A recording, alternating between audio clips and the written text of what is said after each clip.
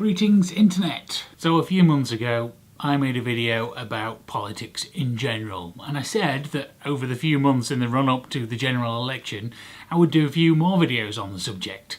However, the general election is now 2 days away and I haven't actually fulfilled that promise. I've had this video running around in my mind for weeks now, but I've never quite got around to filming it because I've never really been entirely happy with the ideas of what I actually wanted to say. But now, with only 2 days to go, I have to do it or completely forget the idea. So here we go. What I want to do is go through each of the political parties and decide why or why not I should vote for them. But the problem I have stems from the fact that the top three parties are extremely similar when it comes to policies and all seem to be variations on a theme. They all want to reduce the deficit, improve on education, improve on the NHS, but they all have slightly different ideas on how to do that. But I'm no expert in how to run a country. I can barely run my own life sometimes, so how am I supposed to know which of those ideas is actually good? If they actually spent some time explaining the details of these ideas rather than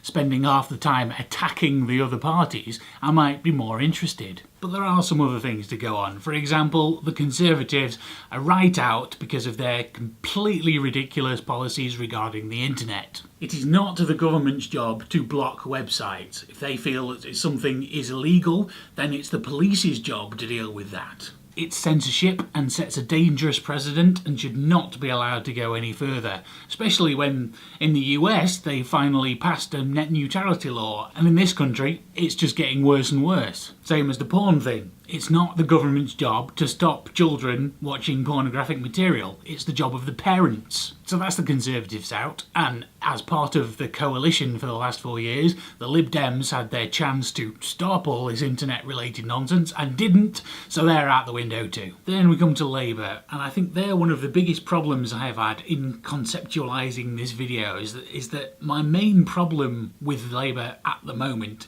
is entirely superficial, and that's that Ed Miliband just does not have a trustworthy face. I cannot imagine him being Prime Minister of this country and gaining any respect whatsoever. Then there's UKIP, and with that I've probably already given them more time in this video than they deserve. The fact that they have anywhere near as much support as they do is just depressing. So that basically just leaves me with one option, and they're the one that feels right, and that's the Greens. Public NHS, public railways, free university education, action against climate change. It's all stuff which resonates with me, and that's who I will be voting for on Thursday. And I urge you to as well. The Greens have been pushing really hard this year, and it's the first time I've ever actually had a campaign leaflet from them. There is no way they will win this year in a constituency that has been Save Labour since the 70s, but I will vote and show them that their work is appreciated. UK people, any thoughts on the situation? Who will you be voting for? Why not? Everyone else who's outside the UK, do you feel that whoever's Prime Minister of the UK has any effect on you? Tell me all about it down in the comments.